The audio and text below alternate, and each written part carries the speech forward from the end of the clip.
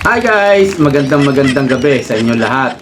Alam nyo, itong Big 3, parang nagkakatalo-talo na sila ngayon. Kilala nyo ba kung sino yung Big 3? Marcos Jr., Romualdez, at Saldico. Napaka-powerful po niyan nung mga nakaraang buwan at nakaraang taon. Dahil si Saldico, hindi na siya congressman eh. So, nawala na yung power niya. Pero makapangyarihan ng tatlong yan at tinatawag silang Big 3. Maraming takot dyan. Pero not Duterte. Talagang pinapalagan ni Sara yan. At yung ibang mga kaalyado ni Duterte. Meron pong nakikita tayo na parang nagkakagulo na sa loob ng sindikato. Opo, dahil dito po sa bagong balita at tila naglalabasan ngayon yung sungay nila dahil sila mismo ay nagsusuwagan ngayon. Ito po nga yung balita, dito po sa rekomendasyon ng ICI at DPWH.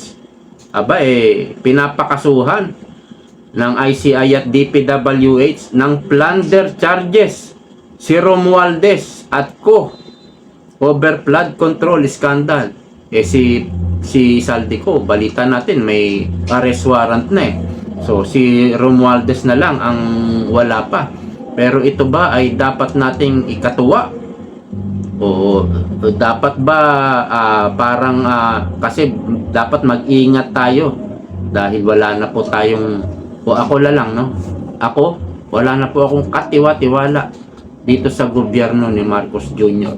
sa administrasyong ito at sa mga kaalyado ni Marcos Jr. Mga sinungaling mga mambubudol. Kaya ang hirap na po pagkatiwalaan ng lalong-lalo na yung presidente. Ang hirap na po pagkatiwalaan. Sa tuwing magsasalita po yan, wag po kayong maniniwala agad-agad. So kailangan natin itong talakayin ng malalim. Alright? Ay agad naman sumagot si dating Speaker Martin Romualdez says he is ready to face any investigation after DPWH ICI recommended filing plunder, graft, and bribery charges against him. So yan po ang ating pag-uusapan. Bago yan, iniimbitahan ko po kayo na mag-like dito sa video ito at huwag kalilimutang mag-subscribe para updated kayo palagi sa tuwing mag-upload ako ng video.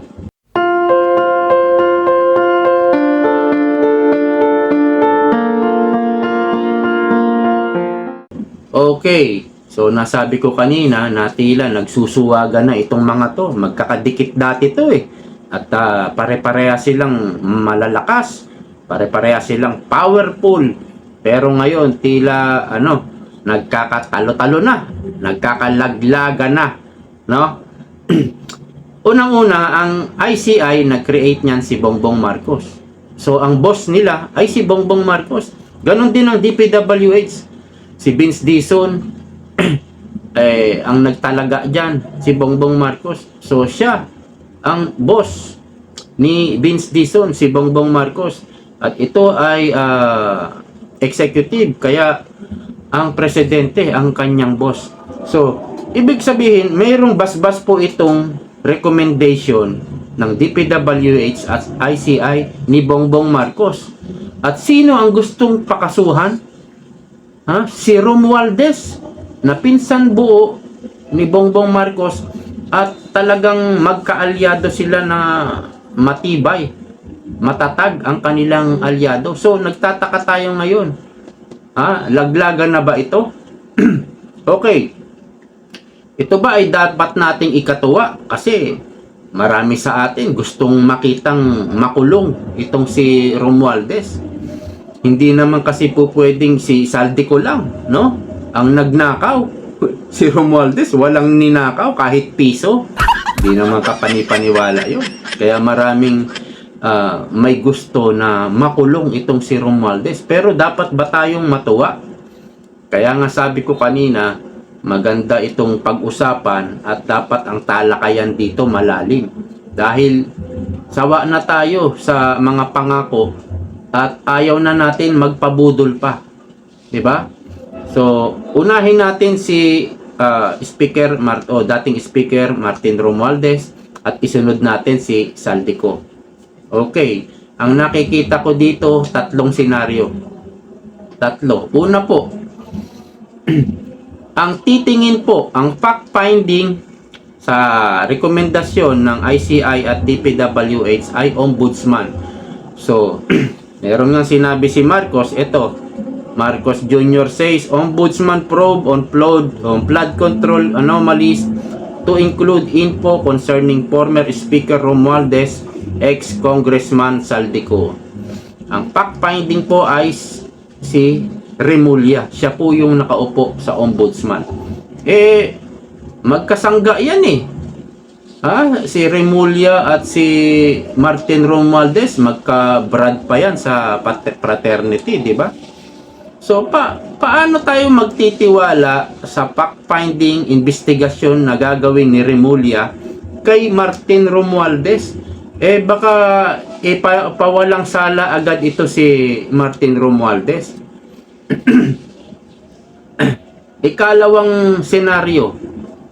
Halimbawa, si Remulla ay nakapag-decide siya at naghatol siya dito kay Martin Romualdez na kakasuhan nila si Martin Romualdez sa Sandigan Bayan. Kapag nangyari iyon, pwede tayong pumalakpak. Sige, kasuhan mo para makulong. Pero, baka naman ang ikakaso ni Remulla ay ampaw, hilaw. Alam nyo yon? Magkakaso si Remulla sa Sandigan Bayan, tapos ang ebidensya mahina. Ang mangyayari, ibabasura po ito ng Sandigang Bayan. At kapag wala na si Bongbong Marcos, hindi na siya presidente, bumaba na sa Malacanang, at si Romualdez, mawawalan na rin ng power, at malay nyo, si VP Sara Duterte ang naging presidente, hindi na niya pwedeng kasuhan uli sa Sandigang Bayan si Martin Romualdez. Dahil ibinasura na nga yung ikinaso ni Remulla. Papatakpo yan sa double jeopardy. So that is the strategy. Ganon po yung ginagawa ng iba. Kakasuhan ng mahinang kaso at yung alam na alam nila na ito'y papasura lang ito. Kaya hindi mo na siya pwedeng kasuhan. No? Magiging double jeopardy po yan. Ikatlo, kung sakali naman na matuloy itong investigasyon sa ombudsman, at eto nga, no, masampahan siya ng kaso. Ang problema kasi dito, ang gusto kong mangyari dito, oo, gusto natin makasuhan, makulong si Romualdez. Pero pwedeng nilalaglag na ni Bongbong Marcos si Martin Romualdez dahil nagsusuwagan na nga sila ngayon, naglalaglagan na para sa survival ni Bongbong Marcos. Mas nanaisin ko, mas gugustuhin ko po na mapatalsik si Marcos Jr. sa Malacanang, mapababa natin si Marcos Jr. sa Malacanang at maipalit natin si Vice President Sara Duterte. Paano mangyayari yon? Kung talagang totoo na mayroon ng sigalot, mayroon ng gulo sa loob ng sindikato, ang magandang mangyari dito, si Saldico at si Martin Romualdez magkampi sila. Mag-confess na sila. Si Saldico, nilaglag na si President Bongbong Marcos, di ba? Nag-insert yan ng 100 billion. Inutos sa akin ni Bongbong Marcos. Kaya Martin Romualdez, ilaglag mo na rin yung pinsang buo mo. Ilaglag mo na si President Bongbong Marcos. Magkampi kayo ni Saldico. Total, ginugurgur na kayo eh. Kung totoo man yan, kung hindi man yan drama. Kasi nga, Mambubudol itong mga to. Kapag nagkampi na sila at nilaglag nila si President Bongbong Marcos, mas malaki na ang tsansa na mapababa si Bongbong Marcos sa pwesto. Siguro makipag-usap sila kay BP Sara. Wala na. Hindi ka na pwedeng maging presidente, Martin Romualdez. Ang nakikita nga na ipapalit kay Bongbong Marcos si Gibo Teodoro. Yan po ang lumalabas, ang lumilitaw. Pero kung patas na labanan sa eleksyon, hindi po ubra kay BP Sara yan. So mas maganda na si Bongbong Marcos mapatalsik natin sa Malacanang kaysa makulong si Romualdez. Oo, matutuwa tayo, pero mas matutuwa tayo kapag napatalsik natin si Bongbong Marcos at naiupo natin si Vice President. Paano mangyayari yun? Ilalaglag na ni Romualdez si Bongbong Marcos at magkakaroon na naman ng malalaking rally. Doon, posible na makausap ni Martin Romualdez ang mga kasundaluhan, kapulisan, at iba pang mga nagsusuporta kay Bongbong Marcos, mga cabinet secretaries na mag-withdraw na ng support sa power ni Romualdez. Pwedeng sumunod kay Romualdez yung mga kaalyado nila. Yun po ang maganda. So yan po ang nakikita ko na posibleng mangyari. Posible po yan. Now, ito naman si Saldico, nakaraan lang. No? Nagtataka tayo, bakit hindi iniimbita si Saldico? Kahit ba nasa abroad yan Bakit hindi iniimbita sa Blue Ribbon Committee? Bakit hindi iniimbita sa ICI? Sabi, parang at yung sabi pa natin bakit ayaw pa uwiin? Di ba si Saldico nagsabi, stay out of the country, sabi ni Tambaloslos, huwag ka muna umuwi. At nagtataka tayo bakit hindi kansilahin yung kanyang passport para maging TNT siya, maging alien siya doon sa bansa kung nasan man siya, at mapauwi, no? Maaring makipag-coordinate sa Interpol at mapuwersa siyang mapauwi. Pero ayaw itong gawin, di ba? Nung mga nakaraang linggo, ayaw gawin ng administrasyon. Pero nung ikinanta na, nagsalita na, ikinanta na si Bongbong Marcos, ang bilis po, may warrant of arrest na ngayon.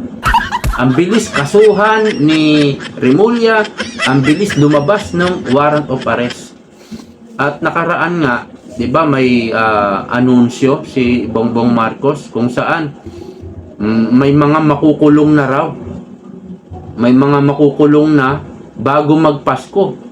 At itong mga to magpapasko daw sa kulungan. Para bagang nakakapagtaka, no? Ang alam ko, ang naglalabas ng warrant ay korte, judge.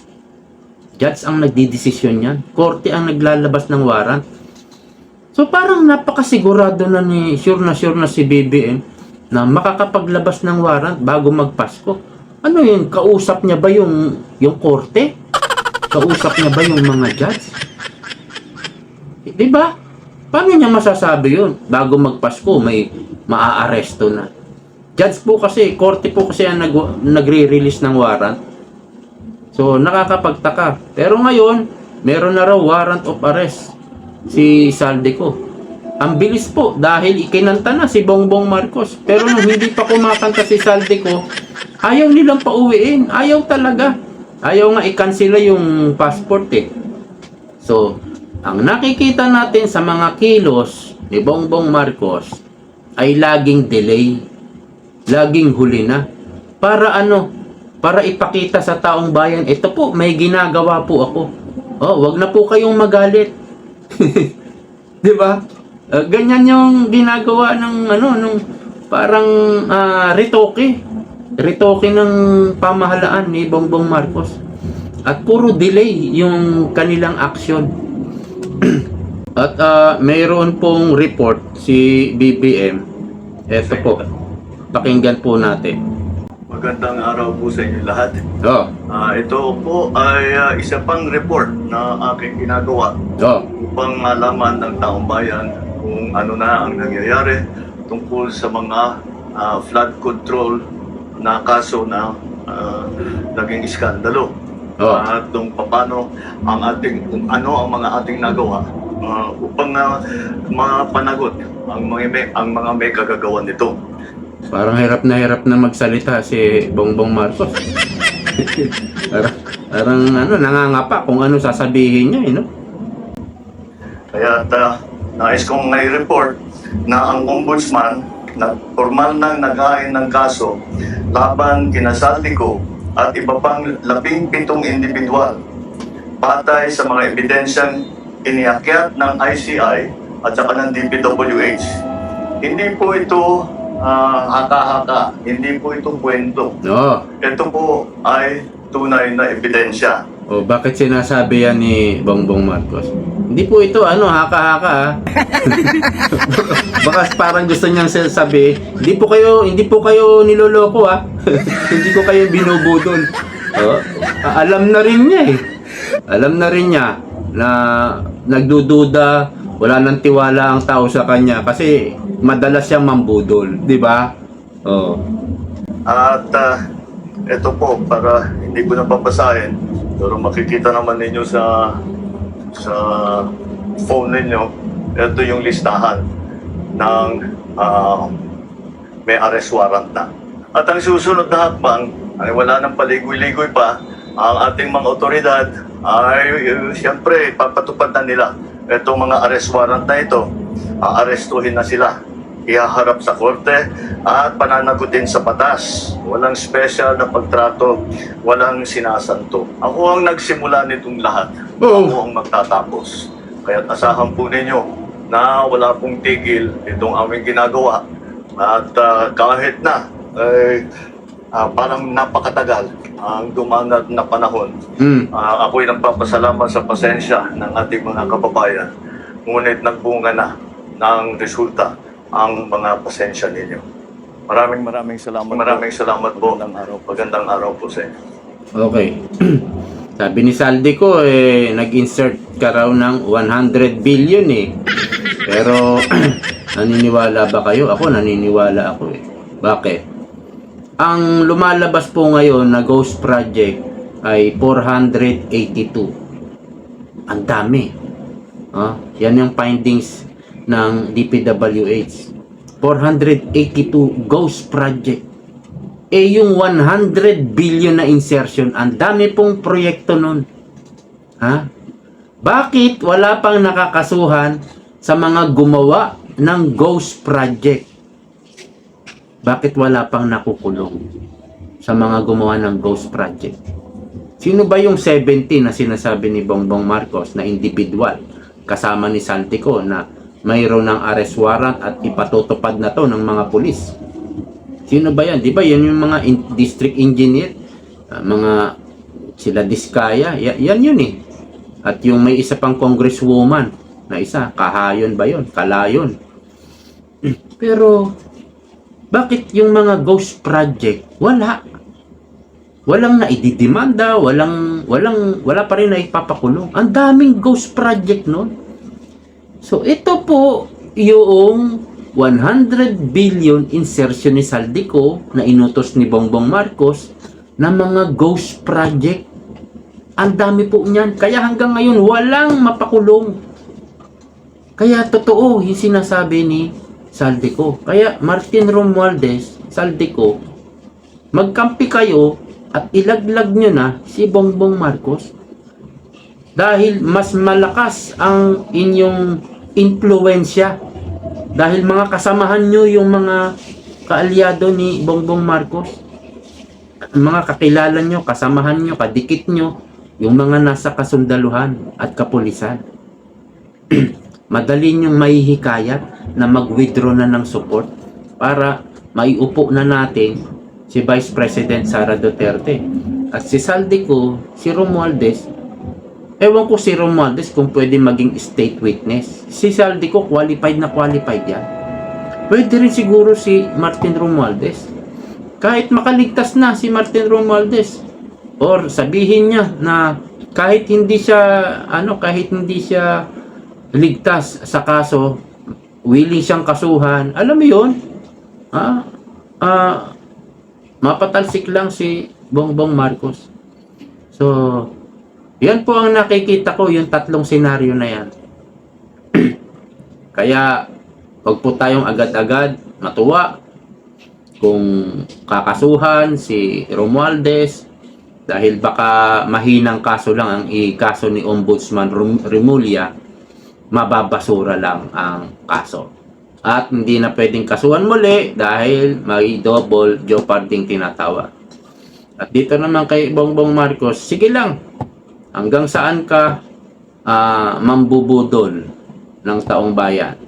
Dapat, dahil may warrant of arrest na si Saldico, ilabas mo na yung ebidensya mo. Sabi mo, mayroon pang mga susunod na ikaw ay sasabihin at ebidensyang ilalahad. Sabi mo sa mga susunod na araw, ilabas mo na dahil nilalabasan ka na rin ng warrant of arrest, Saldico. Kaya ilabas mo na yung ebidensya mo. At kung ano pa yung pwede mong sabihin, sabihin mo na.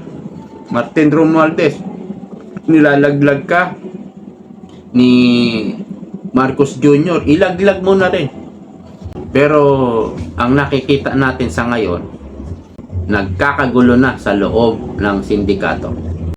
Okay, maraming salamat. See you po next time. Bye-bye!